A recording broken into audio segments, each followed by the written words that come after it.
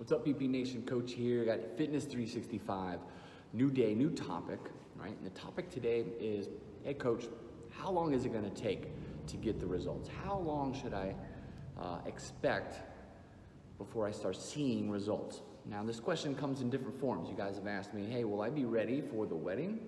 Will I be ready for the beach? Will I be ready for the summer? And the answer to that is, it all depends, right? I know you don't want to hear that, right? We come in with the expectation that I'm going to put in the work, I'm going to exercise, or I'll come into the gym, and I will be skinny by the time my day comes, okay? And reality kicks you in the teeth and realize you're like, well, what is happening here? This is a little bit harder than I thought. Now, this event could be multiple things, right?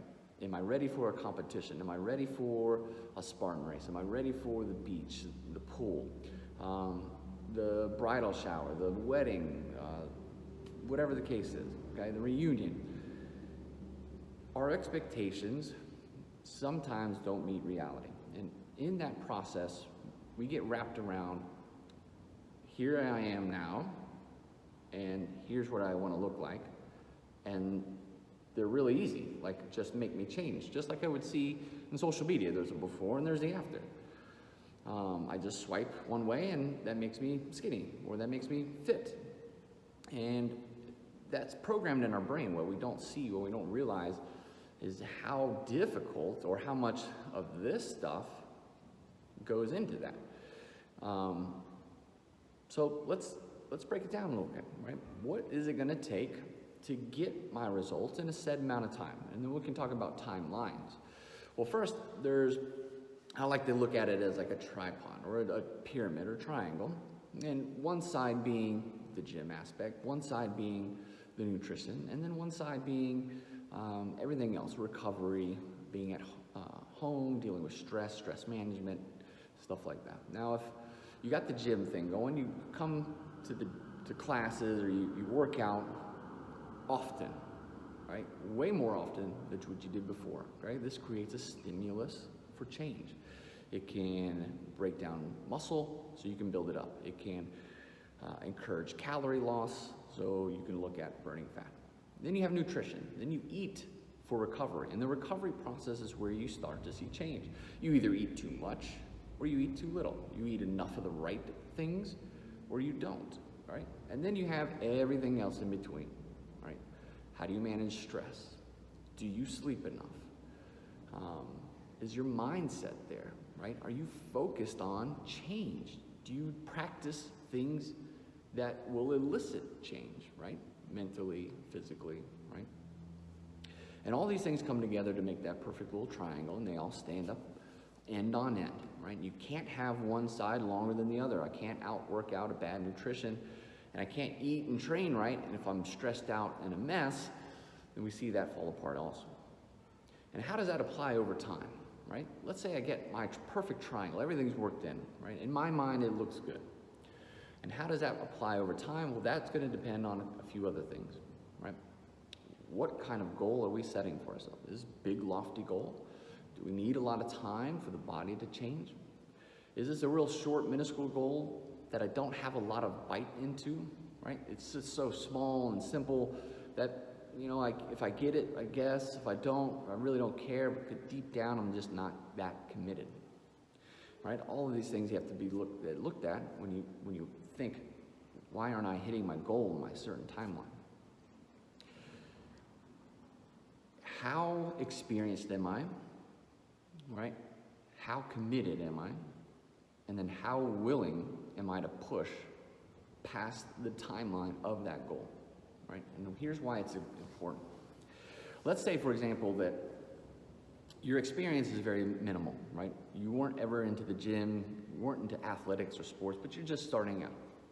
And a lot of this training is gonna be relatively new for you, and that's good because the stimulus will be very high. And then you'll see a lot of change to start off with, which is good. We call that the beginner gains, right? You come in, you drop 10 pounds, you're like, holy cow, this is awesome, easy, right? I should be at my goal in no time. Commitment then kicks in because beginner gains will stop, and then we're gonna see how committed you are when things start to get tough right? When the body starts to adjust and get used to things that you're doing, right? Which means you're just gonna have to make some adjustments and push past it, all right? That takes commitment. And then after commitment, let's say you're committed long enough, are you willing to continue to push past the date of your event? Because that's where the mind is now dialed in, so much so that you'll get any goal that you put your mind set to. In the event that your event is shut down for a year, for whatever reason, like that could ever happen, but let's say everything got closed and you couldn't do your event and you had to wait till next year, right? Are you going to continue to train, right? This is probably the ultimate test. What would you do if you couldn't do your event on that day and you had to do it 6 months, 18 months later? Are you going to continue to train and put in the work and put in the effort? Are you going to watch what you eat, get the sleep? Are you going to continue to work? Because if you are, then the event is irrelevant. And it's the lifestyle and the longevity of your health and fitness that's important. And you'll do this until the day you physically can't. So the timeline should be forever. How long is this going to take to get my results? Right? We've covered all the physical stuff, but your results are never ending. Right? You might see some zigzags in the timeline of progress. You might hit a plateau, but you're always looking this way. Right? You're always going to get better. Right? Even as you age, progress is still possible. But if your progress stops at a date, I know two things. One, you're not committed. It's not for you. It's for something else. It's very external. There's no